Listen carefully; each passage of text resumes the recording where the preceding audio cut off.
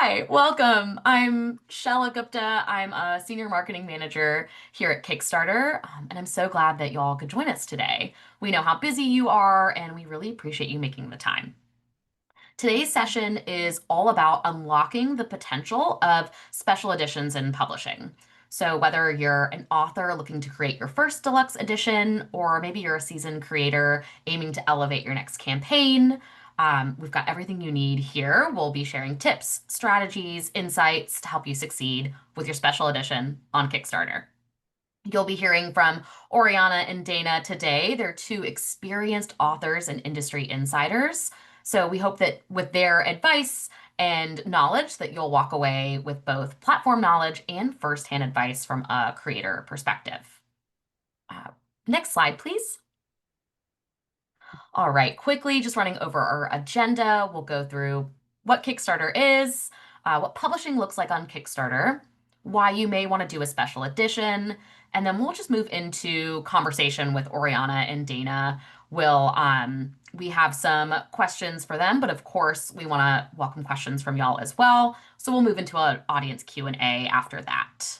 Next slide, please. Let's go over some housekeeping. So, this session will be recorded and we will share the recording afterwards. So you will receive an email that will have a link to the recording so you can watch. Feel free to share with your team as well. We ask that you keep your mic muted. On the other hand, cameras are optional, but we would love to see your face. So feel free to go video on, mic off if you would like. And then lastly, please use the Q&A box for questions. So we have a chat feature. Feel free to drop info about who you are, where you're from, maybe your project if you have something live or coming up soon.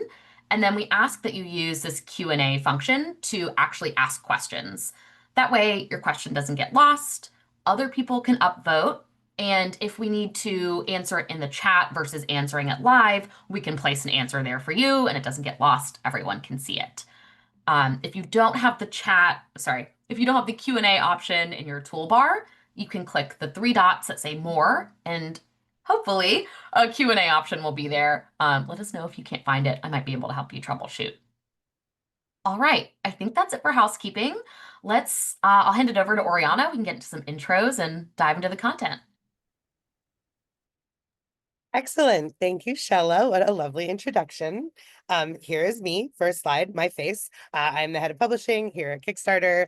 These are some of the many things I have done and written out in the world that brought me to this job.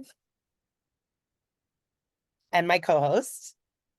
Hi guys, I'm Dana Claire. I'm also friends with Oriana, so this is very special to do a webinar with her and be part of the Kickstarter family. I founded the INKfluence after many years of being an author, frustrated with some pain points that I thought maybe I could solve for other authors and creators.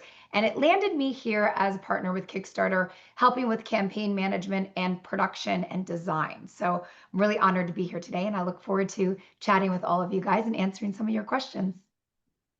Amazing. So I'm going to start off. Love this little long GIF. I'm going to talk a little bit about sort of like what Kickstarter is and how things are looking on the publishing side. So some things that make Kickstarter unique in the landscape. Kickstarter's mission is to bring creative projects to life. That is all we care about. Everything we do comes back to that. We actually believe so strongly in this mission that the company is incorporated as a public benefit corporation. This is not something I even had heard of before I came to work here, but a PBC is a legal and business charter that essentially turns us into a mission-driven for-profit organization. It means that everything we do has to come back to reconsidering, are we doing a good job bringing more creativity into the world?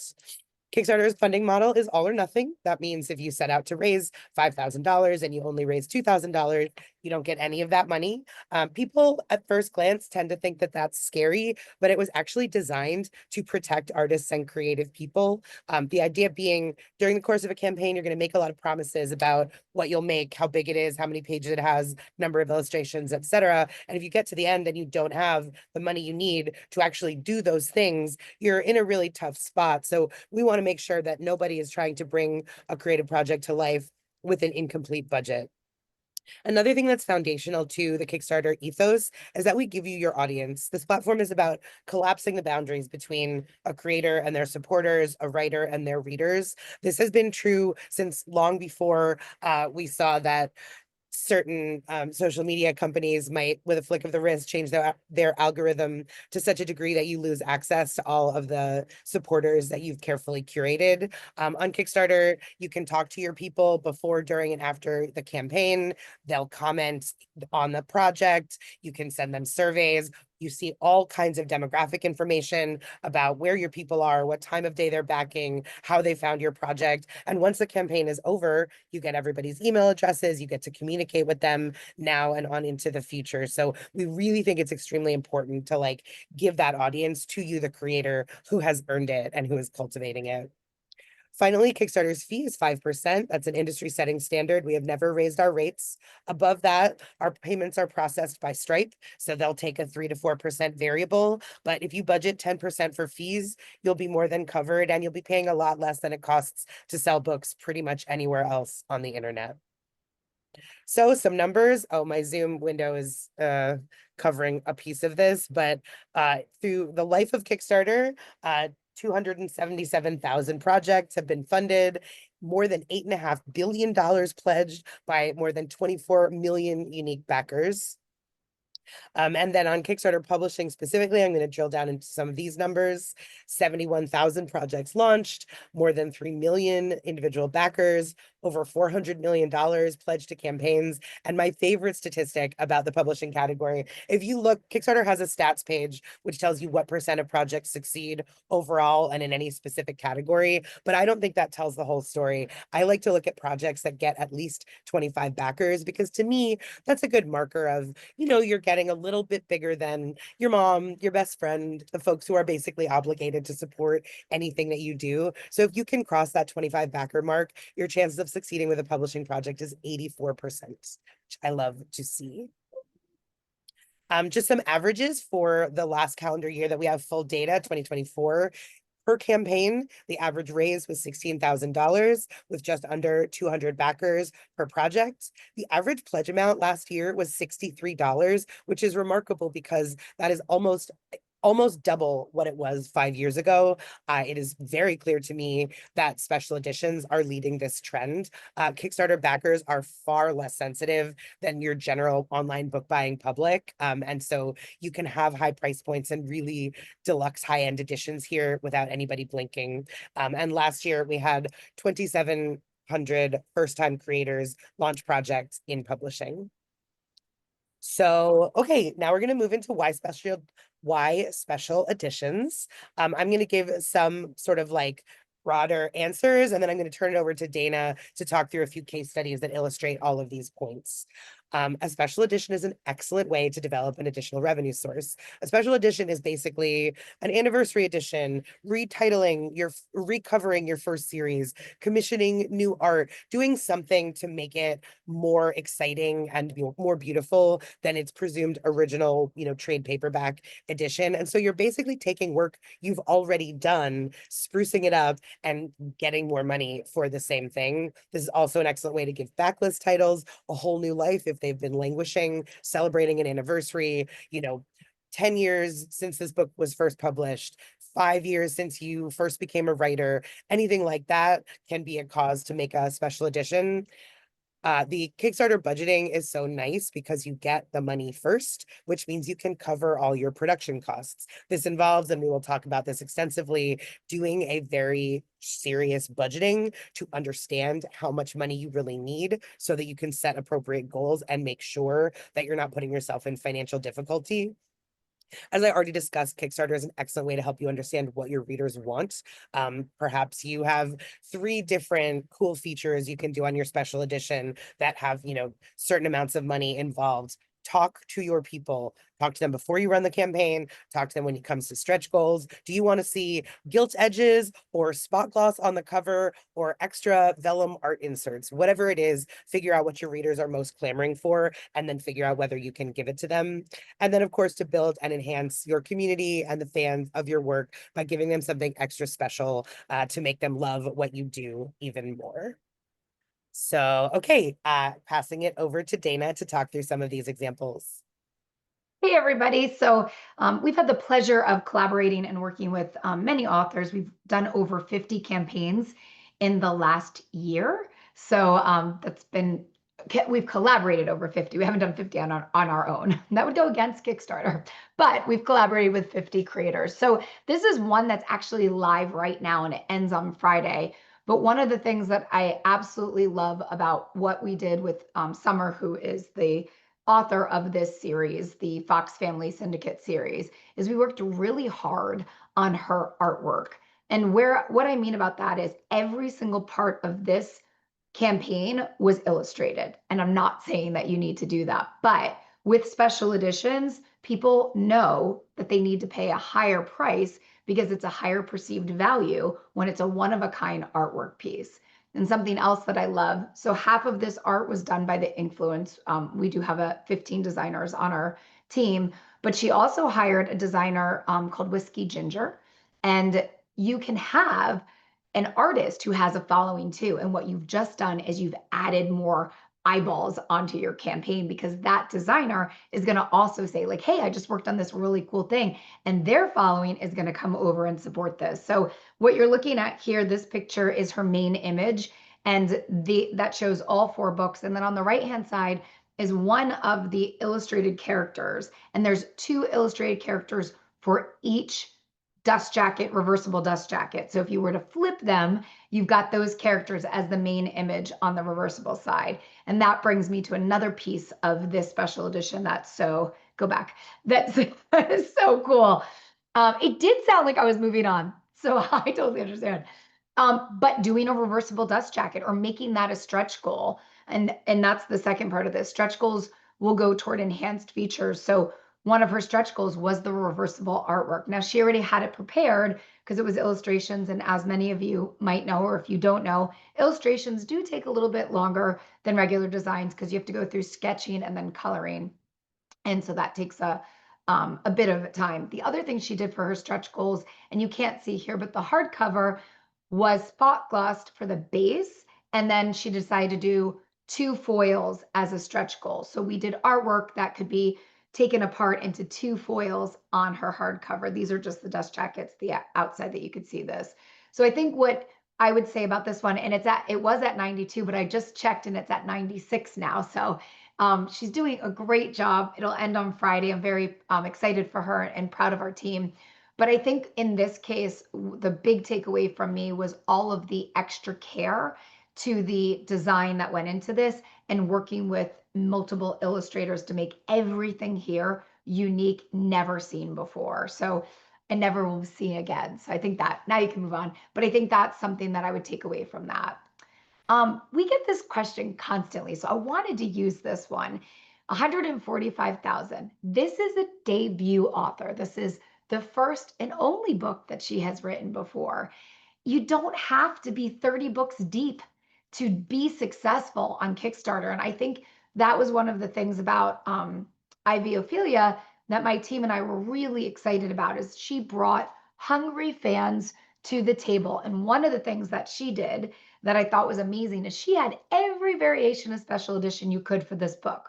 We did a hardcover, we did paperback, we did numerous dust jackets, so not just one.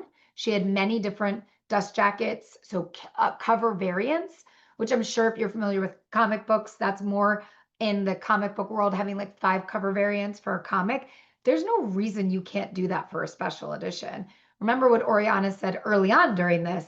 It's just an enhancement. Maybe it's a new cover. Maybe it's added bonus, whatever it is, sprayed edges, a ribbon. It could just be something that is new, different, and special. So I think that was really important on what she did for this campaign is we had so many variations that I kept saying to my team, which one is that again?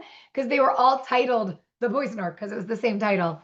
But it was a hugely successful campaign. And I think because of how many different variations that she offered, also too, please note, these backers bought all the variations. So what it did was it increased the AOV, the average order value for that backer.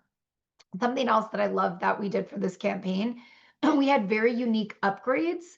So we upgraded her end papers to have foil on them. It's pricey, used it as a stretch goal, but it's not common. You don't see it a lot right now. And because special editions are so out there and there's so many of them, people keep saying to me, like, what are the things that I could do that would be different outside the box? And this is one of them. Something else, not on this campaign, but just outside the box that we did on 2 other campaigns, we made the hardcovers velvet with foil stamping, and we just got our 3rd order for that this week. So that's something that you don't see often. We're seeing it a lot more. Once something catches on, then I feel like it's like wildfire, it goes right through. So that's unique upgrades. Try to do something a little bit different if you can, because that will spark the interest of backers and eyeballs. Okay, next one.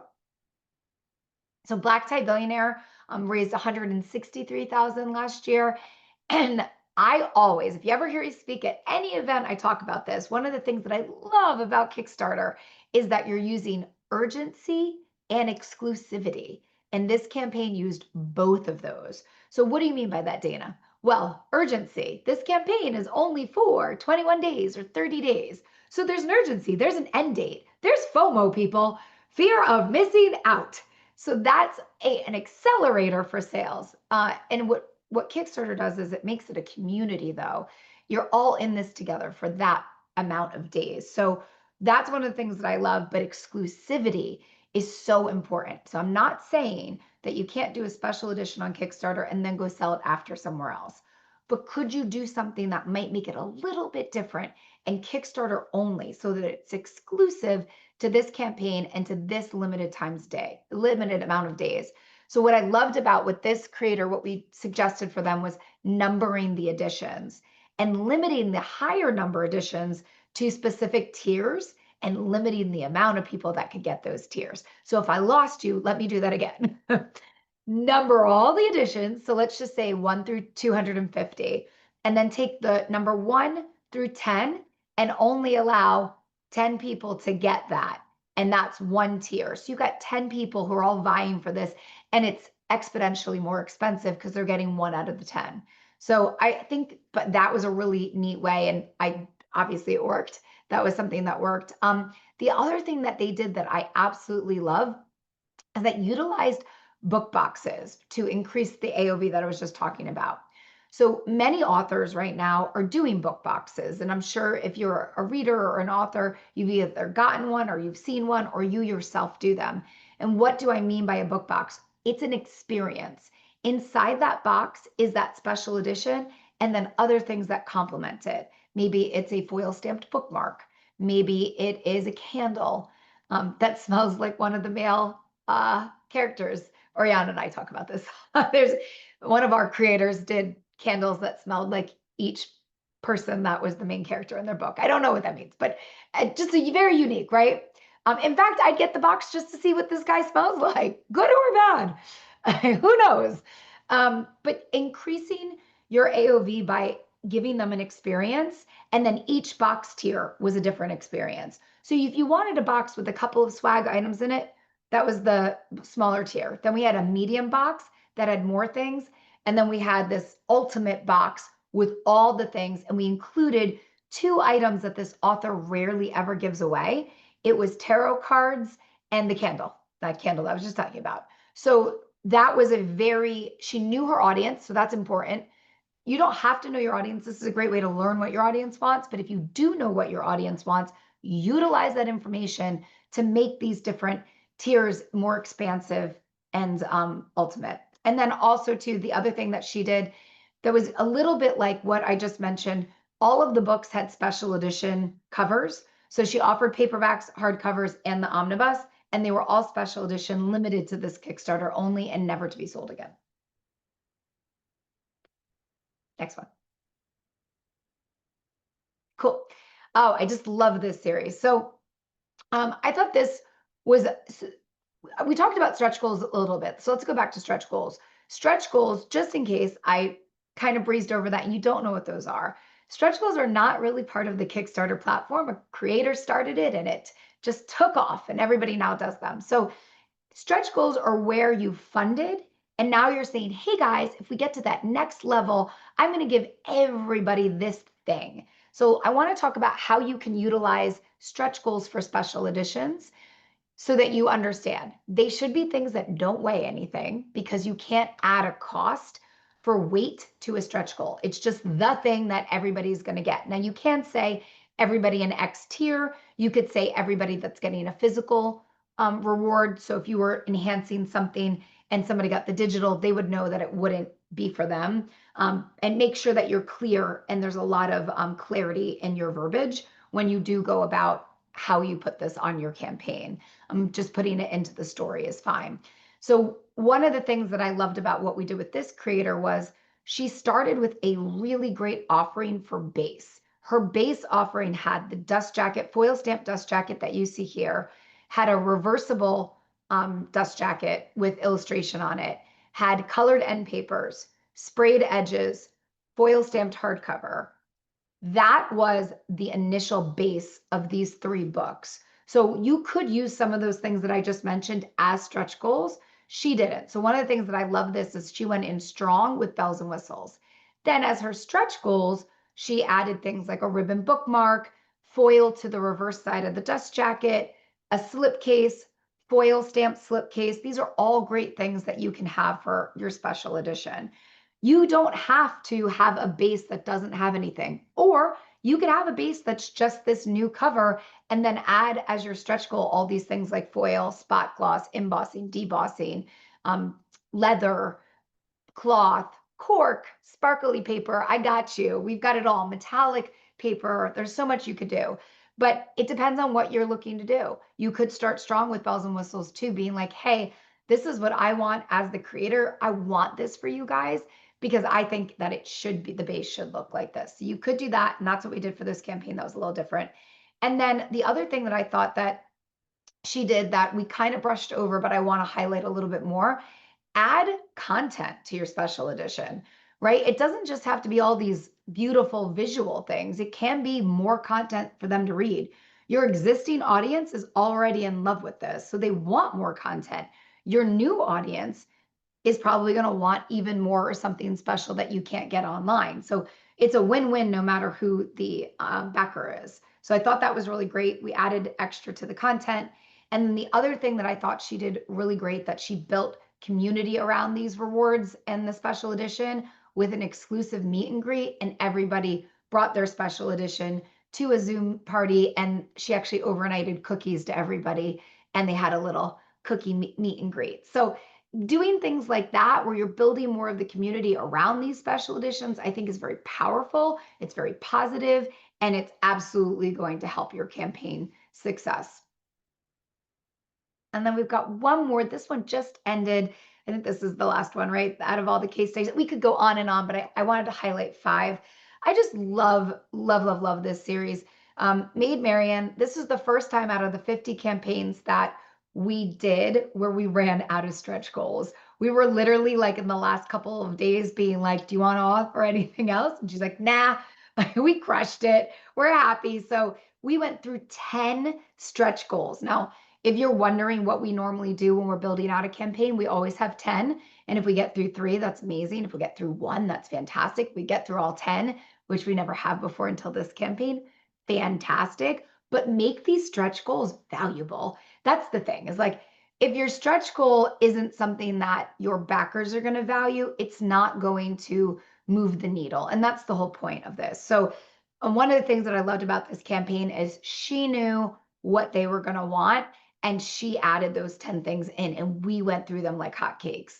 So I loved that about her. She also did character illustrations. So if you notice, I've talked a lot about illustrations. I'm not talking about them because I think it's a fad or it's a phase or anything like that. What illustrations, whether they're characters or they're just illustrated art, they make it unique and they make it an art piece. So they do elevate and add a lot of value to this, which when you have a higher perceived product, you have a higher perceived value and people will spend more money on it. And you can utilize that artwork over and over again. Every single thing that we've done with character illustration, we've used those characters for stickers, for bookmarks, for you name swag, totes, cosmetic cases, pins.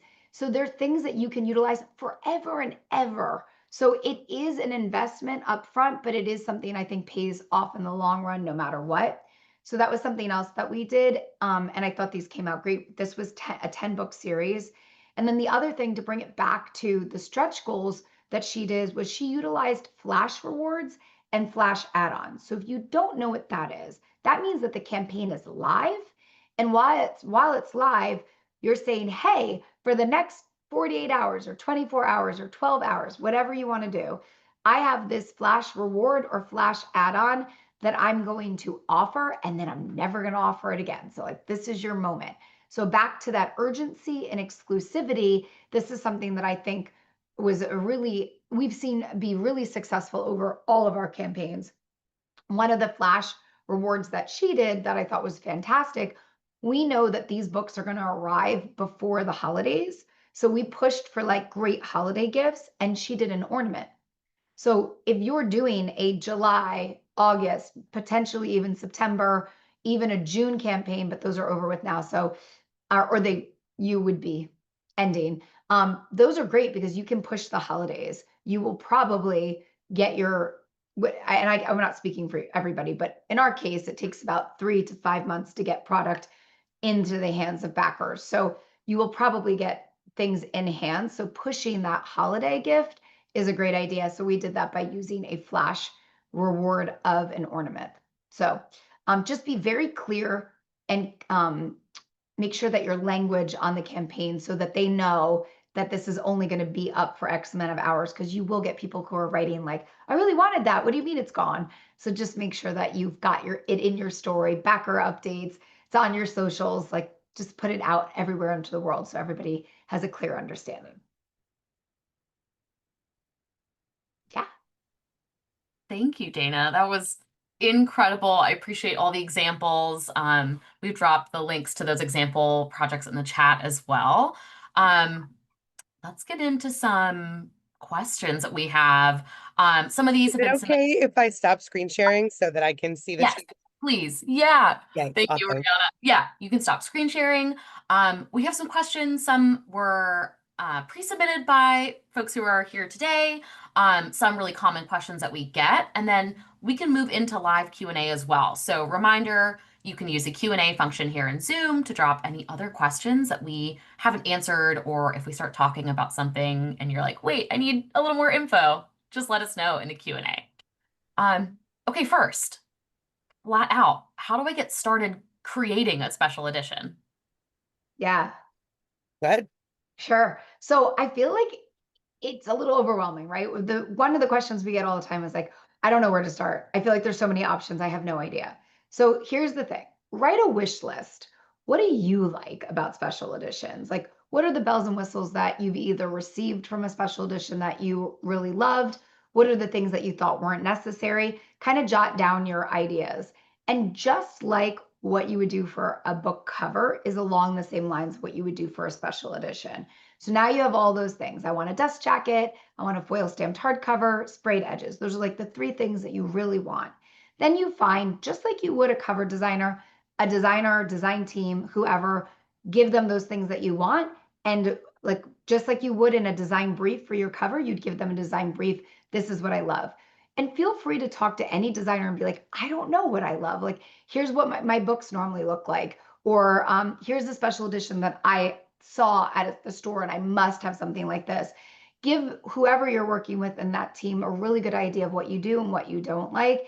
In many cases, design companies like ourselves, we do this every day for a living. We are the experts. We'll be able to give you some ideas and thoughts that we think would look really good for that. And then you can go from there. But I think the best thing to do is just jot down all those things that you would love to have.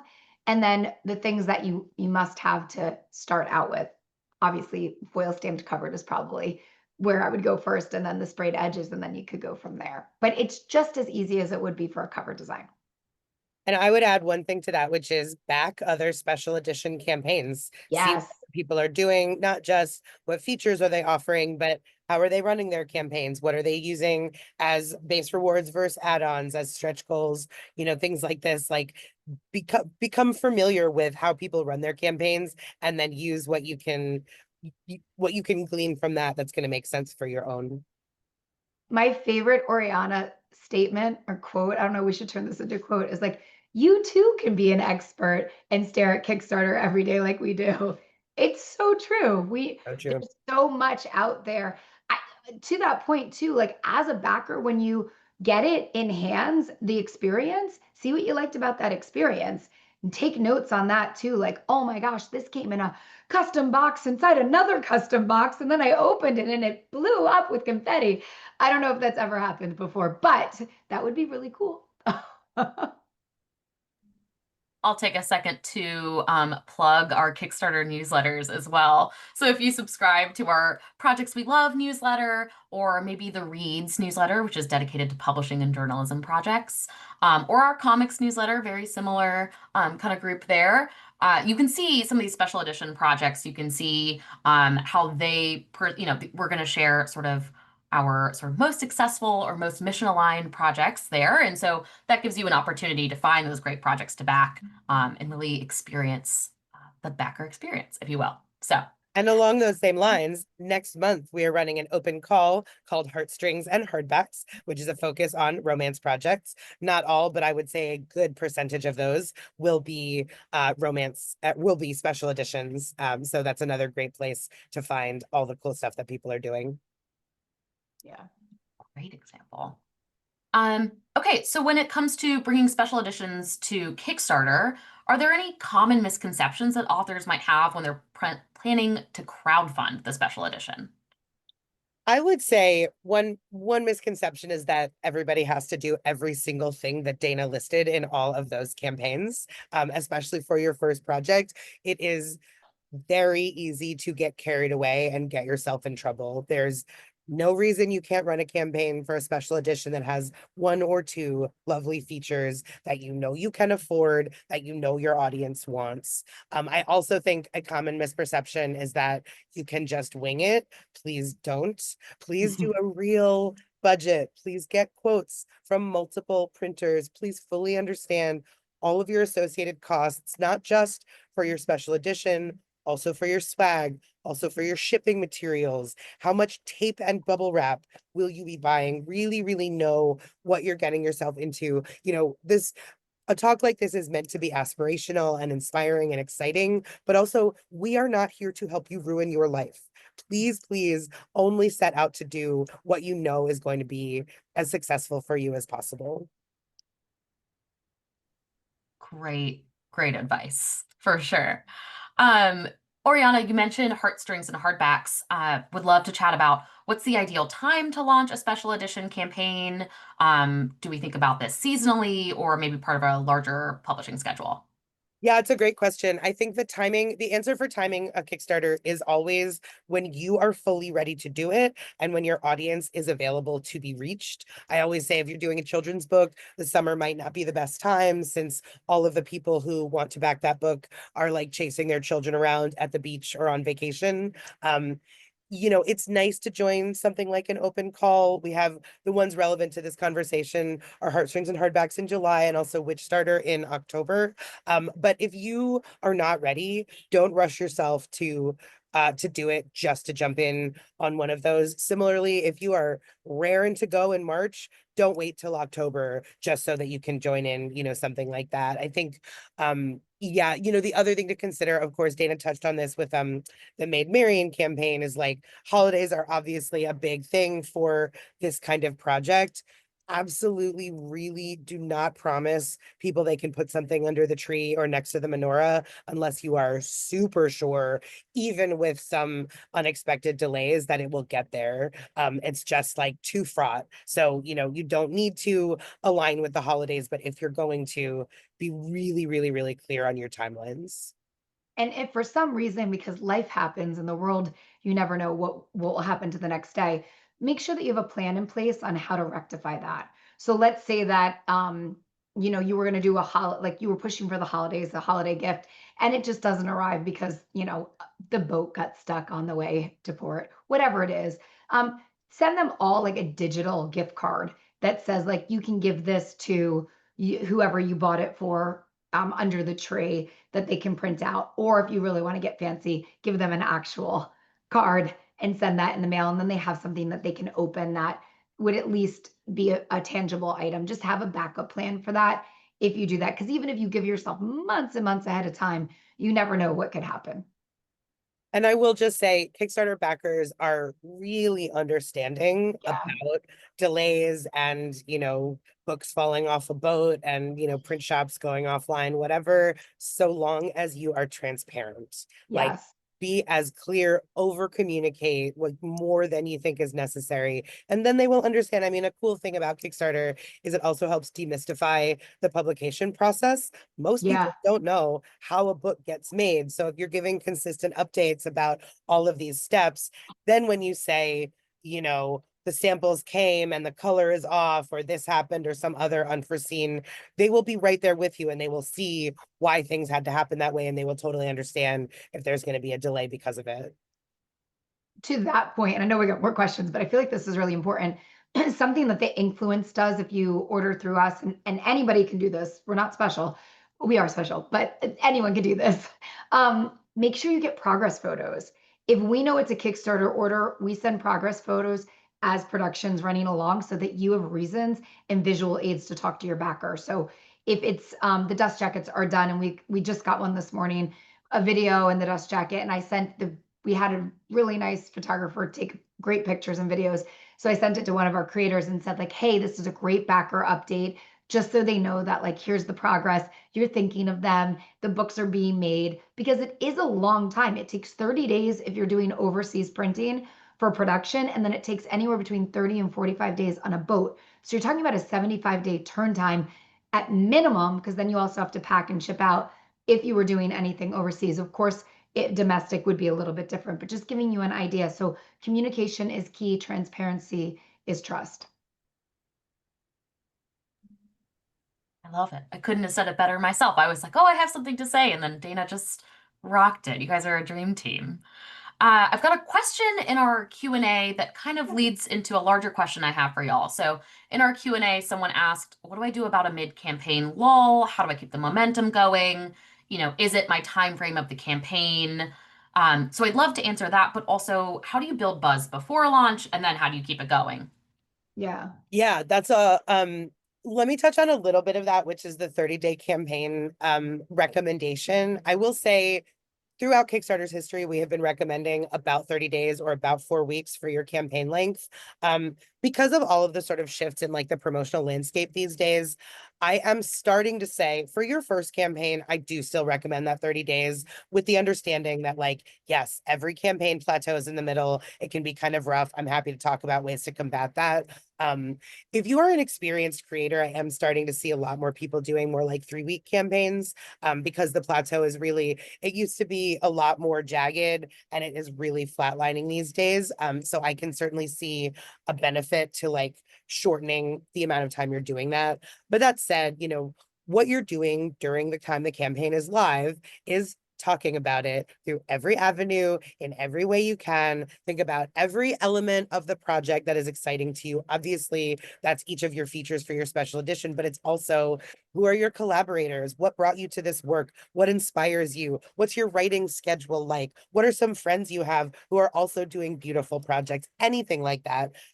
Parse it out and talk about a different thing each day or each couple of days. What are all the avenues available? Of course, you'll have a social strategy, you'll have a newsletter strategy, but like, do you have a friend who has a podcast or a YouTube channel or an Instagram live? Is there anything? There are truly no bad tactics in promotion now more than ever. Work harder than you kind of expect to, because no matter how hard you are pushing it, no matter how annoying you think you're being, 10 people are going to email you once the campaign closes and say, I had no idea you were running a campaign. I would have loved to support you. We talk a lot about pre-launch, and where I come from is e-commerce sales, and so does my COO. So like, we love talking about getting first-party data and how Kickstarter is another direct sales site. So what we love about the pre-launch page and how Kickstarter has expanded it this year. So if you don't know, it used to be just the main image and the title, but now they give you actually like a splash page where you can put more taglines or just key information about what the campaign's going to be.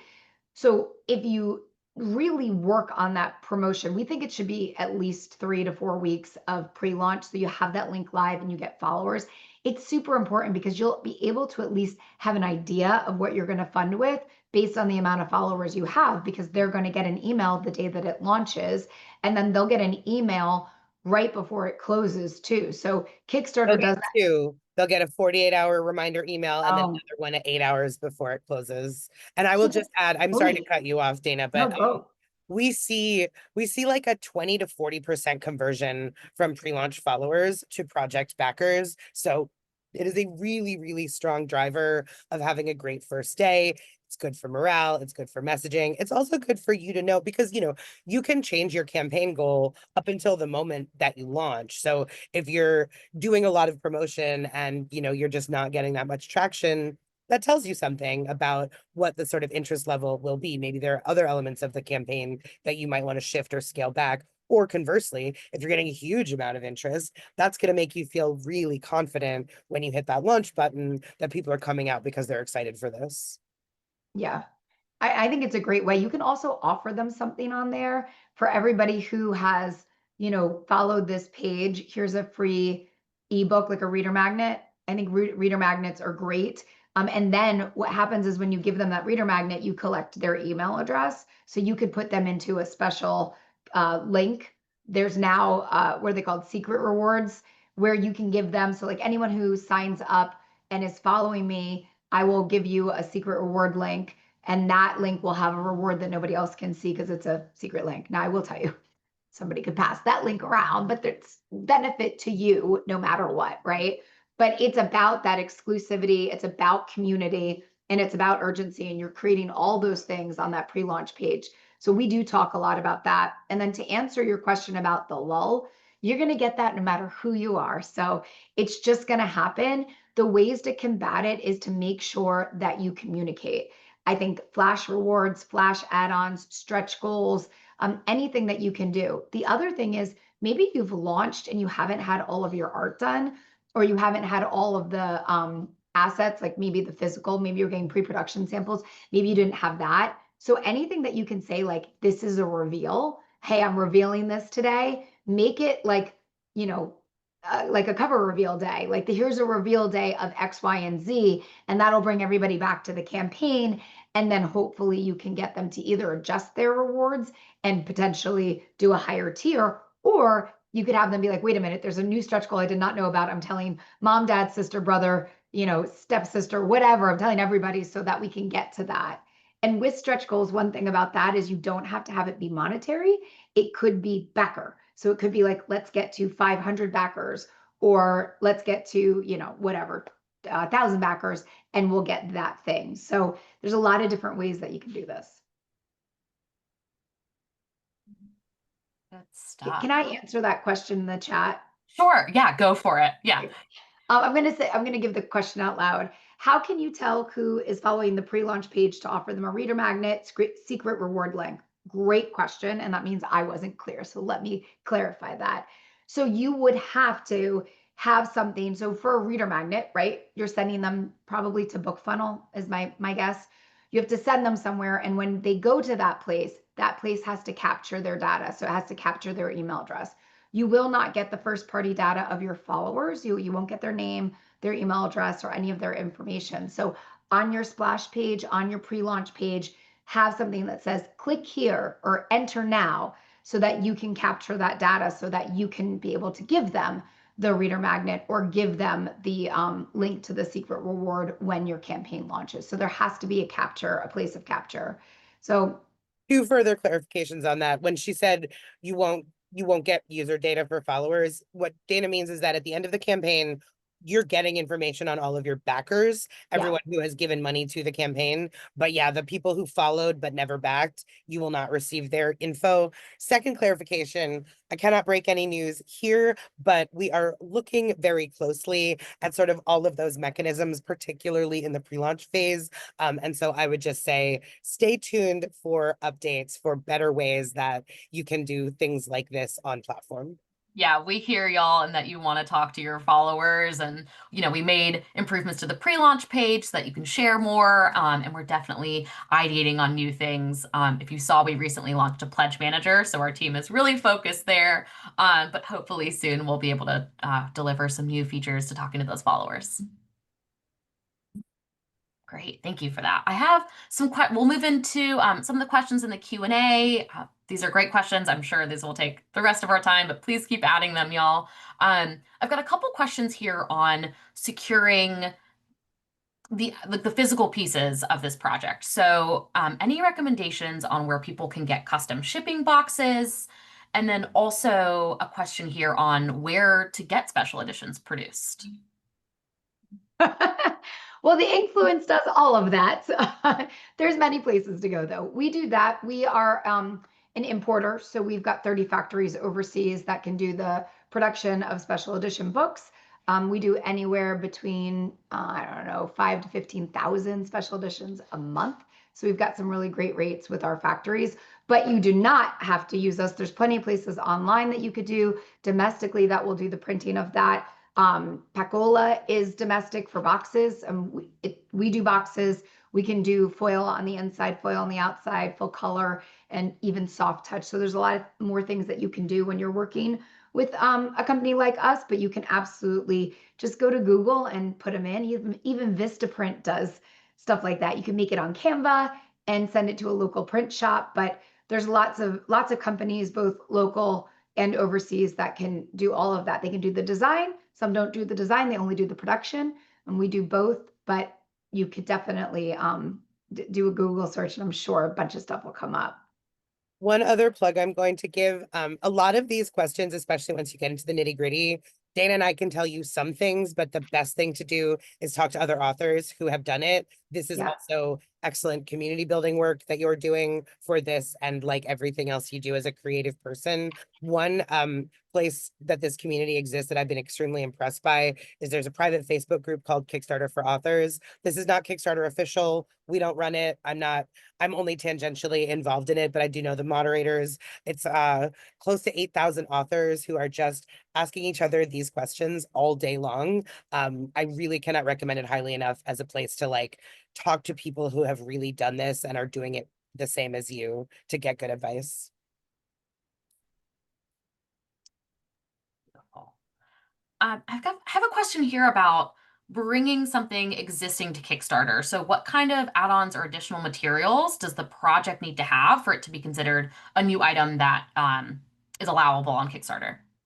Yeah, I mean, this is there's not like a clear black and white about this, but like Kickstarter prohibits resale. So, if you have a bunch of keychains that are up on your Shopify store, you can't be like, I'm gonna also do a Kickstarter for these keychains. If you've already written and published the book, you can't be like, I'm gonna do a Kickstarter for that thing I did last year to pay myself back. So you need to have something new. It can be as simple as new covers. It is often a new format. If this was only ever available digitally, now we're going to put it in print. It can be as simple as that. Or it was only a paperback. Now here's a hardcover. Now here's velvet, leather, cloth, anything fancy like that. You can also, Dana touched on this, put in new material. I've seen everything from, an alternate ending to like blooper reel where people will write like comedic, screw ups along the way, extra character bio data, an additional signature that goes into the history of the family involved, whatever like that. Yeah, so there's not one answer, but just like make it a little new, make it a little spiffier, and it's probably going to be fine.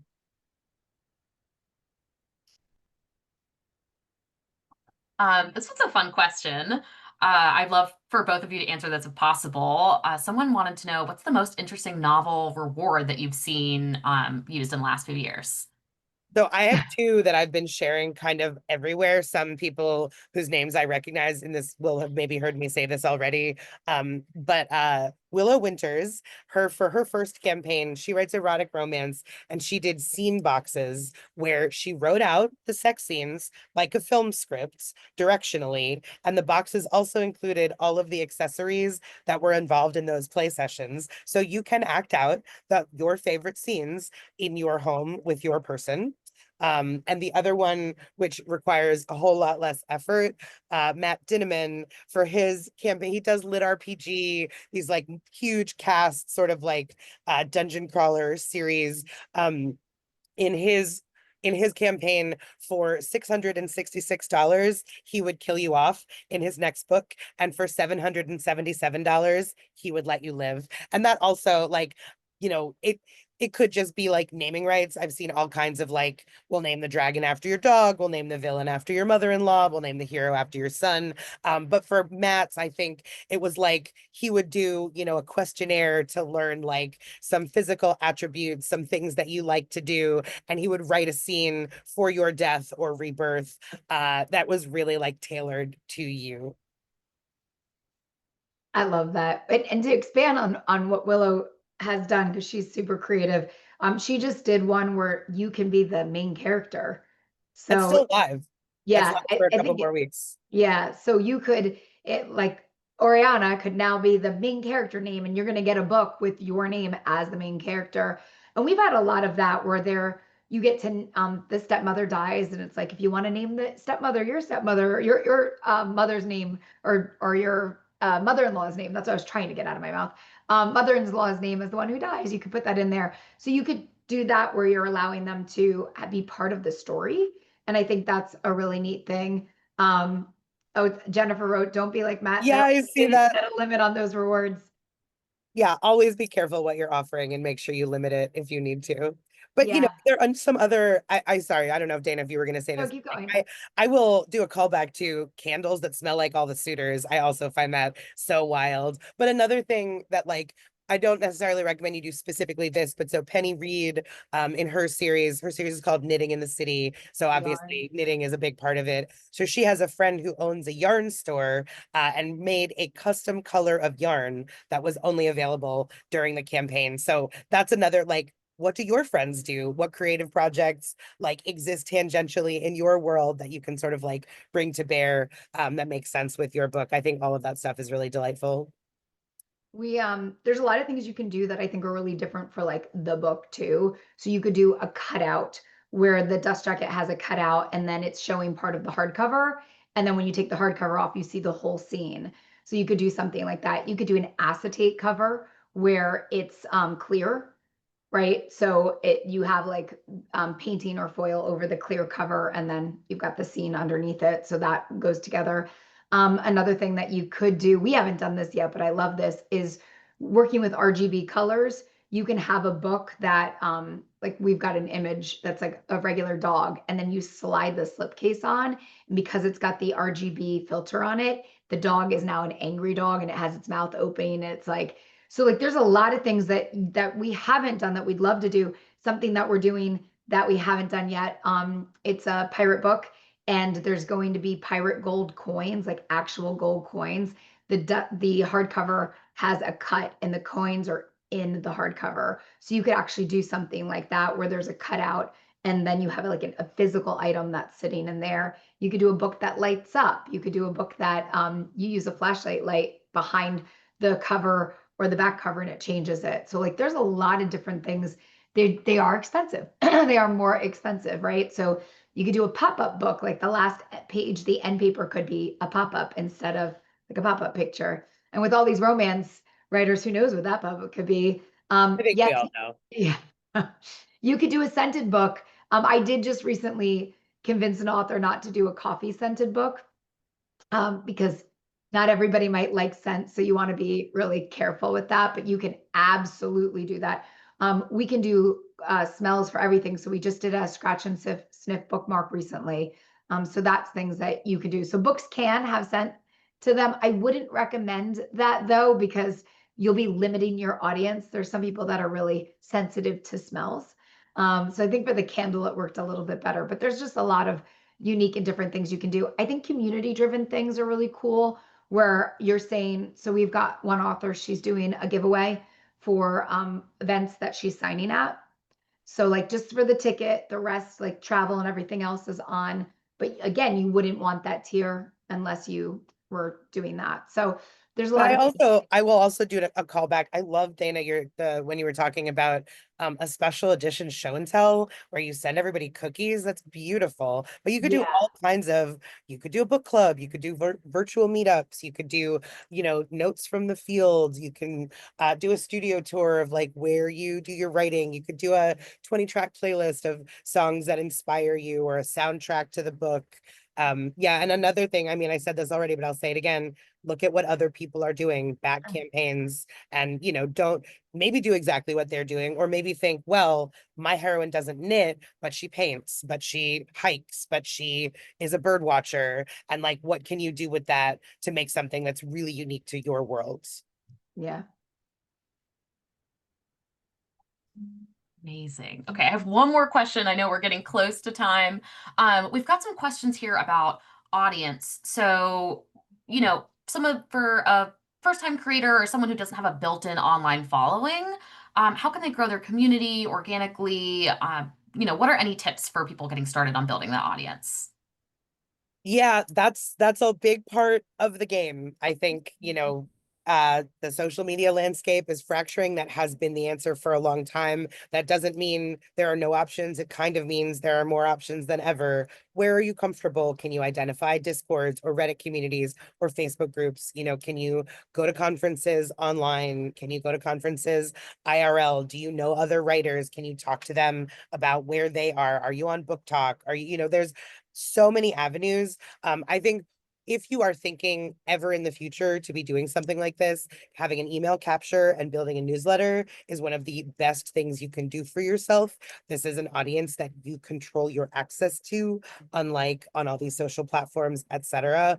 But yeah, I think much like promotion, there are not bad tactics in community building. Figure out where the people are who are like you and get together with them and be a supportive community member. Don't be extractive. Don't, take advantage of people's time. Figure out ways that you can all work together to support one another, rising tide, all the boats, etc. Dana, anything to add or feeling I mean, it's hard to say because it's a comfort level, right? I love being in person. I love people. I would say there's probably majority of authors would not be the same as me. Like put me in front of a crowd or on a stage, and that's how I'm gonna meet people. So I think it depends on where your comfort level is. You can't do all the things.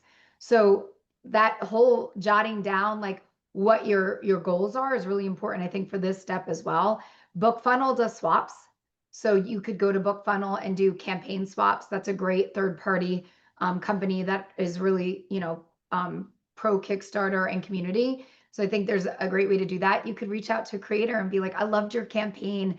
I have a similar campaign. I'd love to like, I'll send it, this in a newsletter. Would you let your backers know that I launched this? I mean, creators are really great people. They are in your shoes, right? Like Or we even, know. long before you launch, hey, I'll send you a $20 Starbucks gift card if you have an hour-long meeting with me and let me talk to you about what you did. Yeah, yeah, that's great. So many people in this. Remember, Kickstarter is a community. It like offers something that no other crowdfunding funding platform does. It offers people and utilize those people. And I think that's the most powerful thing that you can do. But be comfortable with where you're at because if you do something that's ingenuine to who you are, it will show and then that will not serve you. perfect. And right over time. So thank you both. I appreciate it. Thank you everyone for joining us today.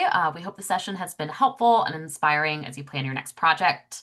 Remember to keep an eye out on your inbox. We'll send you a recording and some resources to help you plan your next project. You'll also receive our creator newsletter packed with the latest product updates, tips, resources, details on upcoming webinars and events just like this one. Thanks again for being here. We can't wait to see the incredible projects you bring to the platform. Have a great Thank one. you all for coming. Thanks, everybody.